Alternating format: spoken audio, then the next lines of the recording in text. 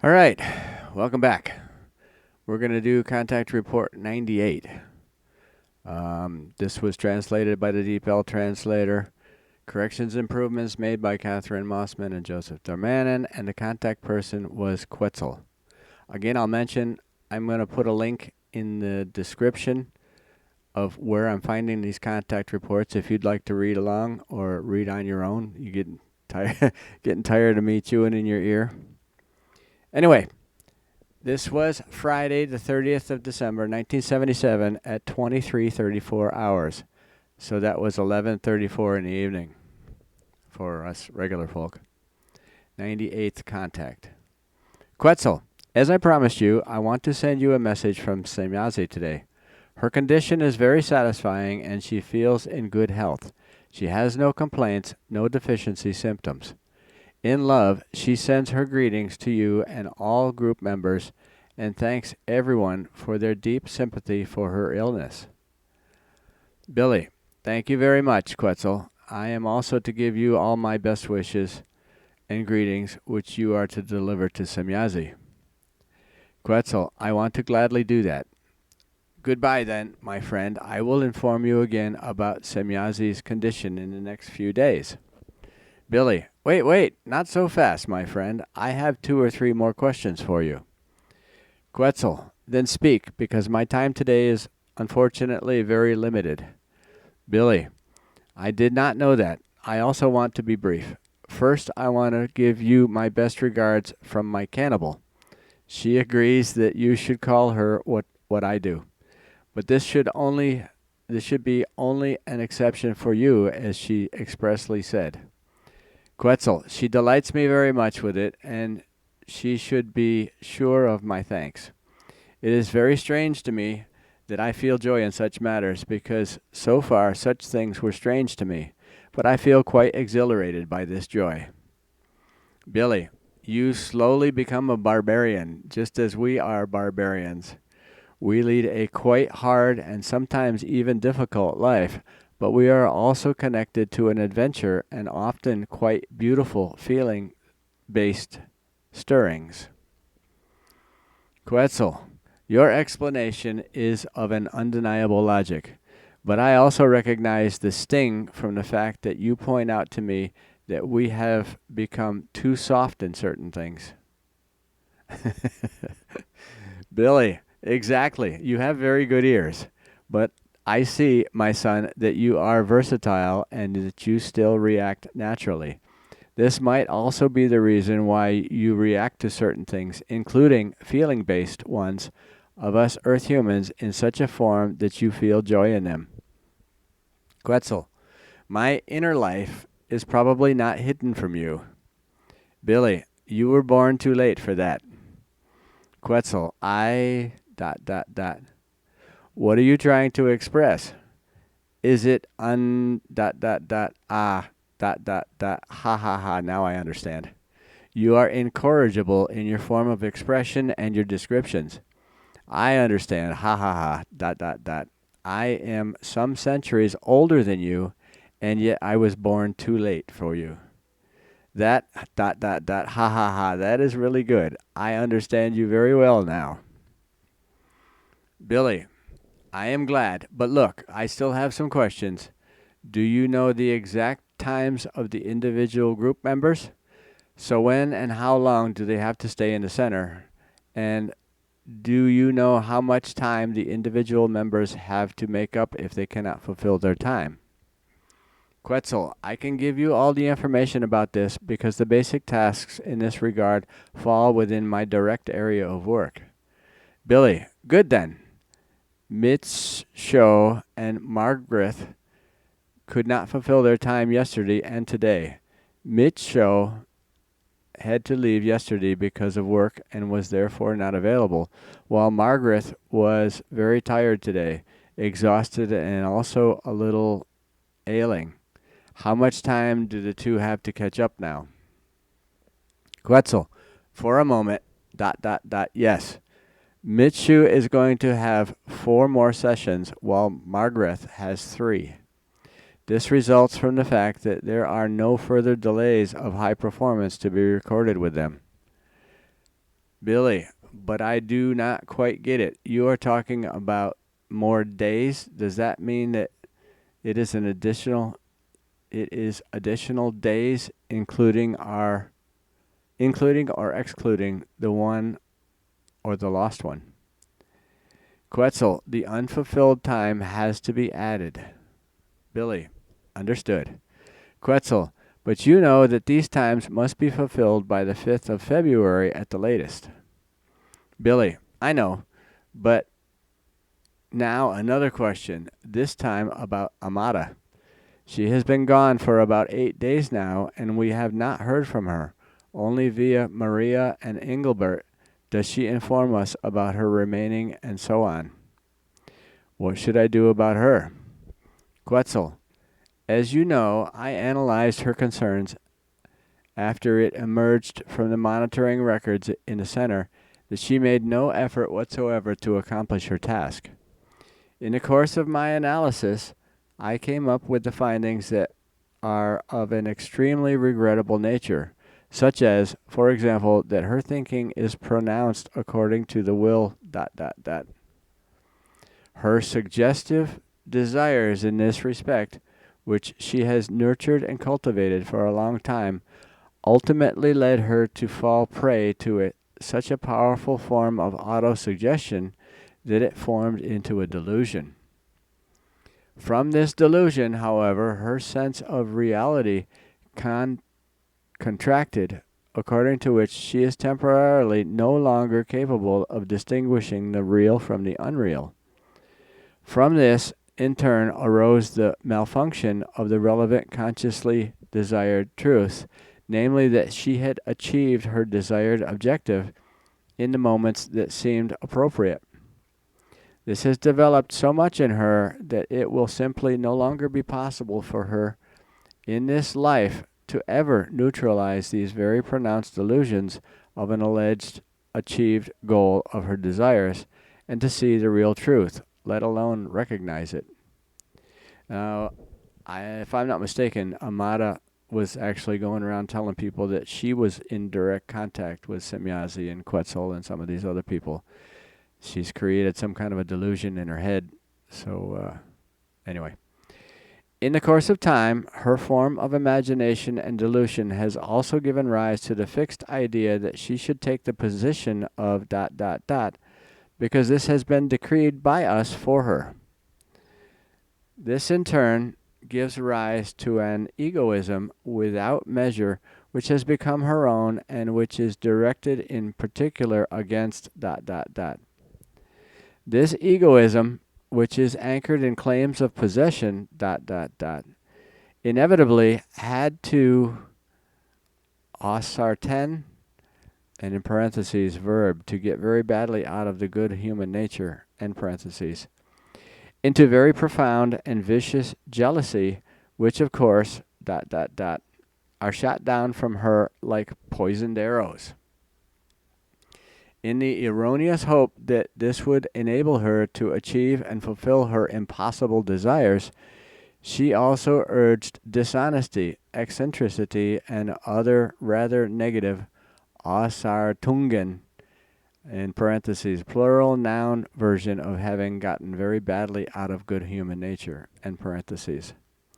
Thus, she constantly accuses different irregularities, like attacks against herself, as well as all impossible displacements of responsibility, etc., which show no truth content whatsoever. She has already become so deeply entangled in this, too, in partly knowing and partly imaginary form, that she is no longer able to recognize clear boundaries here either, that she herself, therefore, no longer knows how to decide what is consciously invented in malicious form and what is unconsciously acted upon by her. However, her mistaken ideas take her much farther because very consciously she also acts wrongly in relation to the untrue statements to you, that she is in contact with Semyazi, Ptah, Arahat, Atharsata, the Patali level, and me, etc. She consciously asserts this for the pure purpose of pushing herself to the fore in order to reach the first position. That's talking Billy's position, I think. Always in the equally erroneous hope that you would have to be bound by it and that therefore her dreams would also come true. At least those which she does not already imagine to be fulfilled without salvation. On the other hand, however, she also addresses the group members regarding the alleged contacts, etc., because there is also a mistaken hope connected with this, namely that these would concern you over time, after which you would then have to be rebuked by them, since she, Amada, would have to contact us and would be in the front line, etc., and so on. This erroneous thinking and acting of hers, which she truly only imagines, and which is based on false assumptions, has become dangerous for the whole group and our entire task, because her erroneous talk and forms of thinking, as well as her deliberately false talk and accusations, etc., are already beginning to have a demoralizing and destructive effect. Engelbert and his wife Maria have already run into difficulties in this regard, and the untruthful speeches of Amada have led them into moral and psychological disharmonies. What you should do now is to confront Amada and explain to her clearly and openly all concerns, which, however, is, as my probability calculation shows, will not lead to a good and valuable success. But if she does not really think of anything better, then only one way would be open, namely that Amada leaves your flat-sharing community and only comes to you for an hour every week or every month, which you should explain to her. As for her silence for days on end, since she has not contacted you for 8 days, this is also purpose-related, because here too she currently has the erroneous hope that she could receive her objective. She is particularly concerned with the assumption that Engelbert and Mary would harass you in order to pressure you with her untruthful statements and confused assertions, according to which you would then also grant her the unlawful right, because you would thereby have to reach her, Amada's side. Billy, damn shit. I really do not see this theater any other way. But your advice that Amada should move away from our direct fellowship, by which I mean living here, has been given to me by other group members. Maybe there is really nothing else left. Quetzal. Amada's very unfortunate thinking and acting leaves this as the only form of advice if she does not very quickly turn to another sensibility, which is anyway extremely questionable in her delusional state of imagination, which unfortunately we cannot resolve either. It would be very irresponsible for you to keep her in your direct community if she does not want to change her destructive thinking. Billy, I will see what I can do. Then I have one last question. Do you know anything about elemental beings, about witches, as well as an organization in Findhorn that deals exclusively with elemental beings and biological horticulture, resulting from deals with? Quetzal, I am aware of the concerns about this. Some time ago, you asked Semyazi what I was trying to find out because we did not know anything about it. But what actually do you want to know about it? But the truth is that it does not yield a lot of words to say about it. Billy, well, I know about the existence of witches, the elementary beings. As far as I know, they do not connect with us, very coarse material terrestrial humans, in linguistic or telepathic communicative form. One can probably see these Wesen on good occasions, but this presupposes a complete equalizedness in conscious form of human beings. Now my question, which is also a question of Elsie and Margaret, who were in Findhorn last year and looked into the matter there.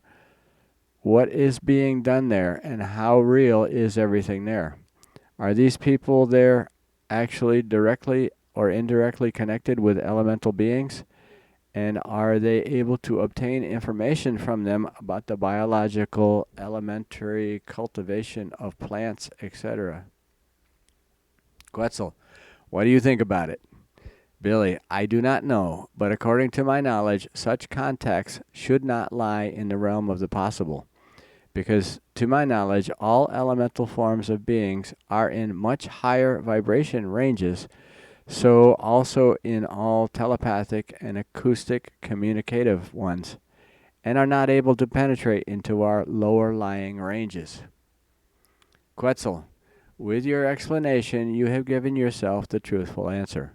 What exists in Findhorn, as well as in branches spread from there in different countries, is founded on purely delusional aspects. The existence of the elementary beings cannot be denied, for their existence is proven and of vital necessity, especially for the world of flora and fauna.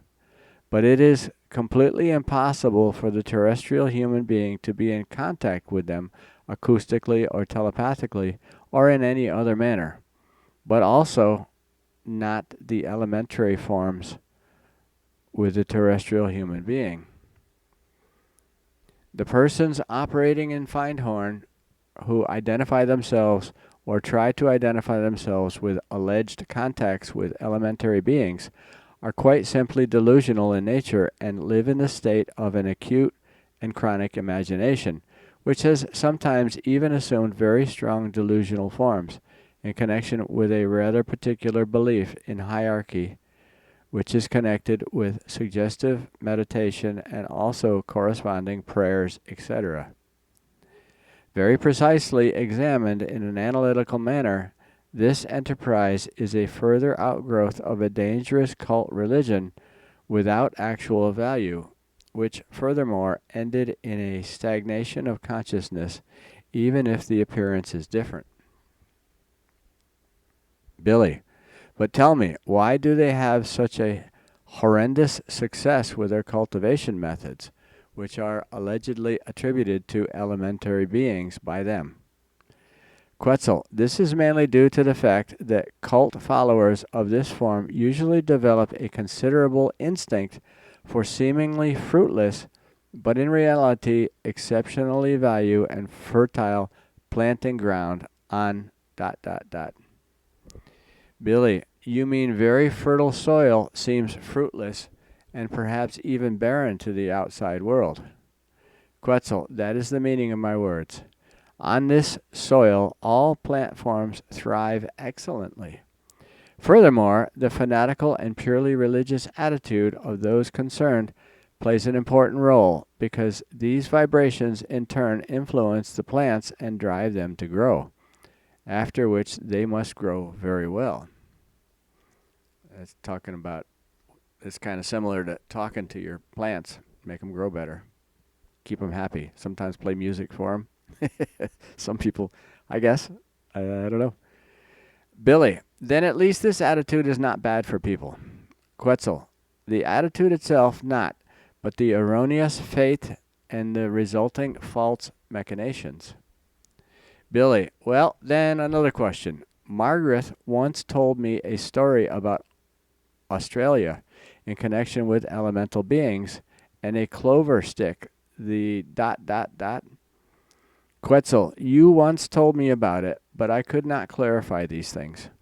If, however, the representation corresponds to the facts, then no elementary beings were involved in the event, but only Margaret's thought world, which influenced the plant through her wishful swinging waves, and thus allowed it to grow and prosper in the manner that corresponded with her wishes.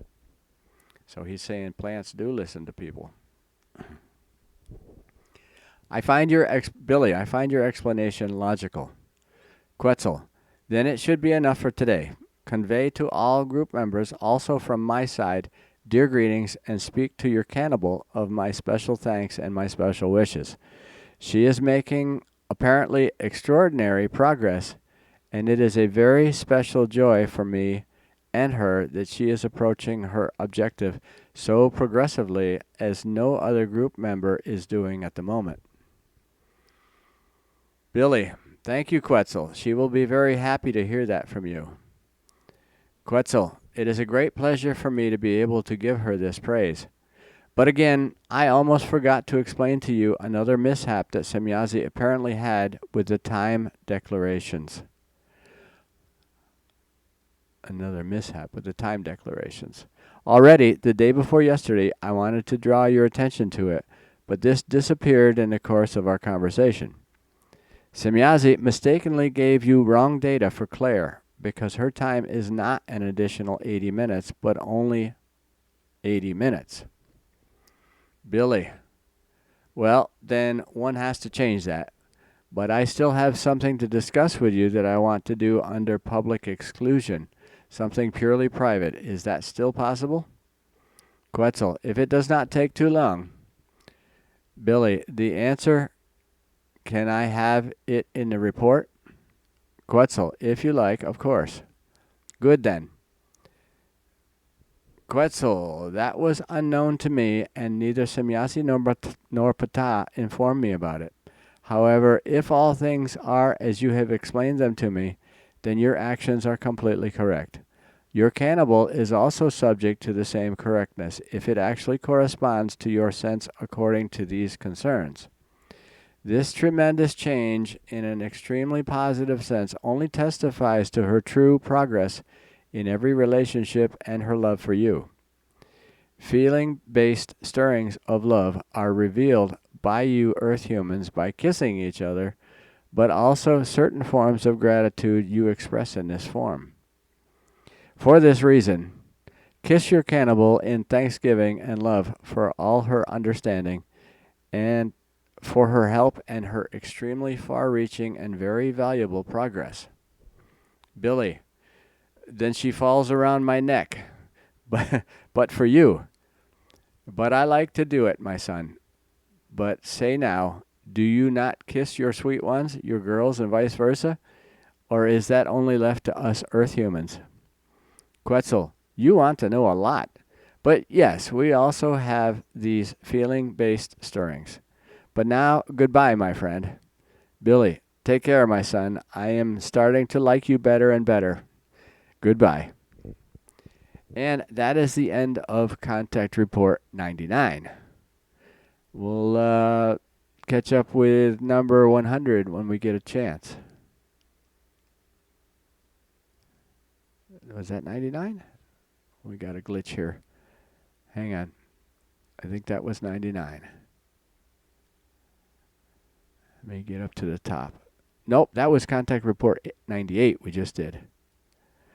And we'll get on with 99 when we get a chance. Again, thanks for hanging, and we'll talk to y'all later. Okay, bye.